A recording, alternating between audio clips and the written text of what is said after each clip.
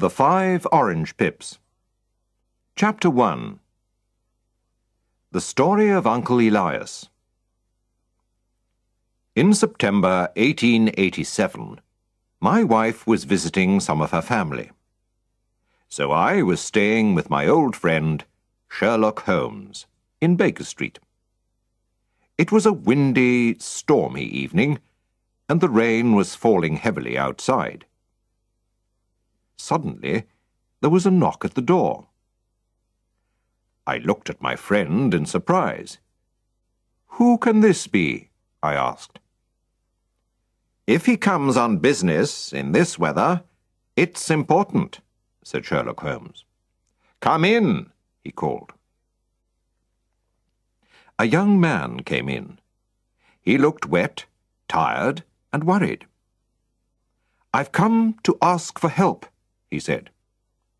"I've heard of you, Mr. Holmes. People say you know everything. I don't know what to do."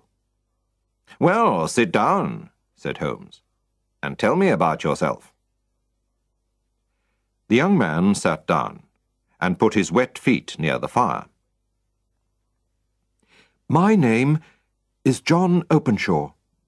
My father, Joseph, had a brother, my uncle Elias, who went to live in America when he was young. He made a lot of money there. He didn't like the black Americans, so during the Civil War, he fought against the men from the North and with those from the South. But when the South lost the war, and there was equality for black people, Uncle Elias left America. So, in 1869, he came back to England and went to live in a large house in the country. He was a strange, unhappy man. He did not want any friends, John Openshaw went on, and he often drank a lot.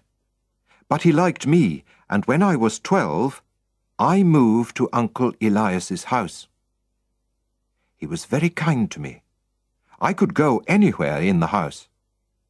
But there was one small room at the top of the house which was always locked. Nobody could go into this room. One day, Uncle Elias got a letter from Pondicherry, in India. "I don't know anyone in Pondicherry," he said. But when he opened the envelope, 5 little orange pips fell onto his plate. I began to laugh, but stopped when I saw my uncle's white face. "K, K, K," he cried. "Oh, my God, they've found me." "What do you mean, Uncle?" I asked.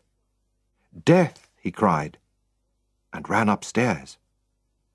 I looked at the envelope, which had 3 Ks on the back. There was no letter. Who sent it? And why was my uncle so afraid? Uncle Elias went immediately to the secret room and took out a box which also had 3 Ks on it. He burnt all the papers in the box and said to me, "John, I know that I'm going to die soon. My brother, your father, will have all my money and my house after my death. And you will have it all when he dies. I hope you can enjoy it, but if not, give it to your worst enemy. I'm afraid that my money brings death with it." I didn't understand what he meant, and nothing happened for a few weeks, so I did not feel so worried. But my uncle was very afraid. He stayed in his room most of the time, and drank more than before. He always locked all the doors carefully. Then one night, he drank very heavily, and ran wildly out of the house, and in the morning, we found him dead in a river. The police said he killed himself, but I knew he was afraid to die, so I didn't think that was true." Holmes stopped the young man for a minute. "Tell me," he said, "when did your uncle get the letter from India? And when did he die?" "The letter arrived on the 10th of March, 1883, and he died 7 weeks later," answered John Openshaw. "Thank you. Please go on," said Holmes. "After my uncle's death, my father moved into the house. Of course, I asked him to look carefully at the locked room. But we didn't find anything important.